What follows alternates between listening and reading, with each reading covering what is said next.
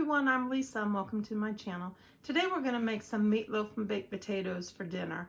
So I'm going to go ahead and bring you along. The first thing I need to do is make some seasoning mix for my meatloaf. So let's get started on that. Okay, you can go out and buy those little packets of meatloaf seasoning, but I have all the seasoning in my cabinets. So I've decided to start making my own seasoning mixes instead of buying those packaged seasoning mixes. So on the meatloaf seasoning mix, we're going to start with 2 tablespoons of garlic powder. I'm going to use granulated garlic because that's what I have. It's 2 teaspoons of it. And then I need 2 teaspoons of onion powder.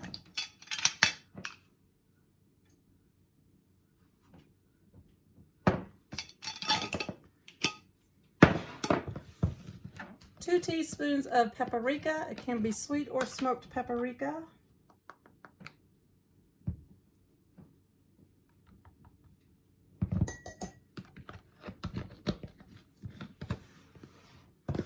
One teaspoon of parsley.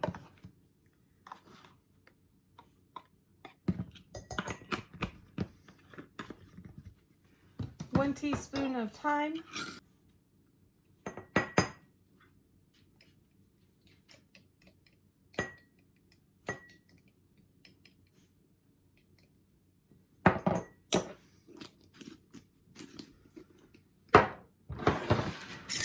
One teaspoon of oregano. 1 teaspoon of salt. Oops, that's pepper. Half a teaspoon of pepper. Half a teaspoon of crushed red pepper. Less if you don't want that heat. This is also optional, so if you don't want the heat, don't put it in there.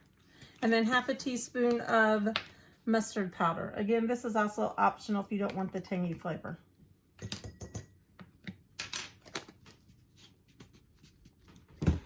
And then you're just going to mix it all up.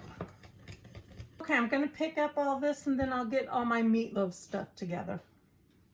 Okay, we're going to go ahead and put the meatloaf together now. First thing I need to do is turn my oven on to 350 so it can preheat. And then I have 2 pounds of ground beef. Now last year I showed you a meatloaf recipe using stovetop stuffing mix or whatever brand of stuffing mix you have. That's a wonderful recipe. It's quick, it's easy. But this time we don't have any stovetop, so we're just going to have to make this with our own stuff. Okay, there's my hamburger. To the hamburger, I'm going to add 2 eggs. I've already cracked the eggs to make sure they were okay. Breadcrumbs. I eye everything, so this is the best I can do. I'm just going to sprinkle it. I'm using panko because that's what I have.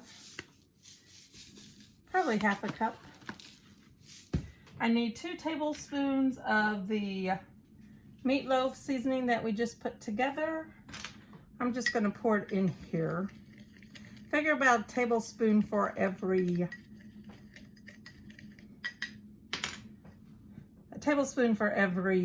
pound.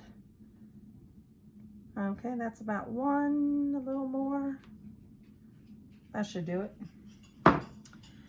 I don't have any onion, but I do have some minced onion. I'm just going to put some of that in there. And then I'm also going to put some dried peppers in there. I am mixing this in my 9x13 pan already. No sense in dirtying up another pan. And then I like to add some ketchup to it. And then some milk.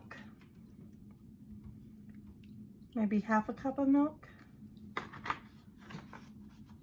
Okay, you got to get your hands dirty. So go ahead and mix it all together. This is when a bowl might be easier, but if just keep working at it, you'll get it in there. Just keep mixing it until it's all mixed together. Okay, I've got it all mixed together. Now I'm just going to form it into a loaf.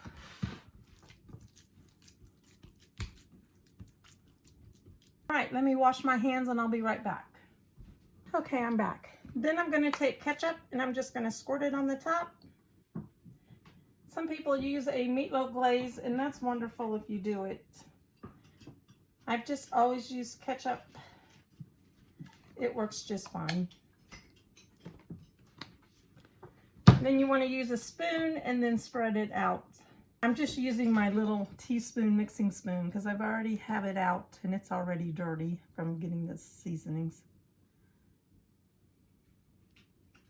Okay, then I'm going to put it in the oven.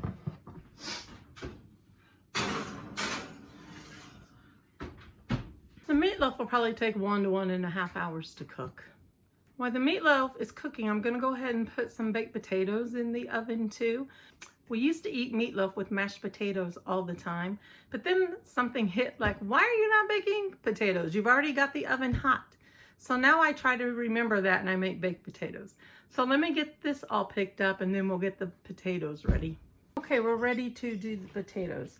I have 1 sweet potato, 2 white potatoes, and then I have 3 sheets of aluminum foil. I'm going to start with the sweet potato. I just take a knife, stab it a couple of times so it doesn't explode, I guess. And then I have some avocado oil that I'm just going to sprinkle on top of the potato.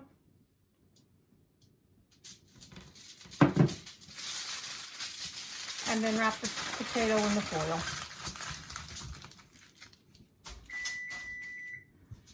Do the same thing with the white potatoes, stab it a few times. Pour the avocado oil on it.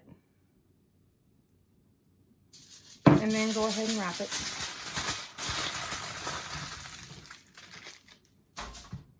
And my last potato.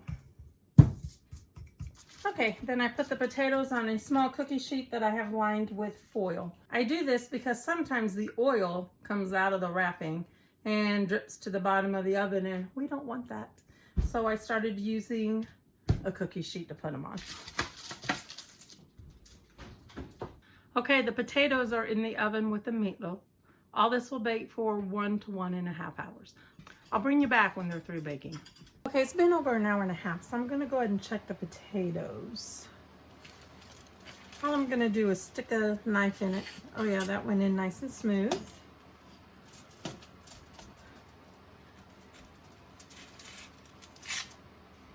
That went in nice and smooth. That one went in nice and smooth. Go ahead and set those over to the side. Now let's check the meatloaf.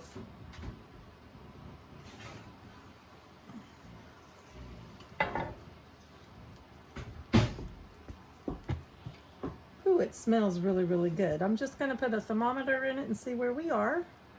Okay, I just checked with Siri and it tells me the meatloaf should be at 160 and this one is. So we're going to let it sit for about 30 minutes before we cut it. Let me turn my oven off. I'll bring you back in about 30 minutes when we cut it and then we're gonna try it. I'm also gonna make a can of green beans. I'm just gonna heat up a can with salt and pepper on them. Okay, my dinner's done. We have the baked potatoes, green beans, which I put pepper, and onion. I forgot I had frozen onion, so I threw some frozen onion in here. And then my meatloaf. We're not quite ready for dinner yet, so I'm just gonna take just a small bite of the meatloaf to see how it tastes.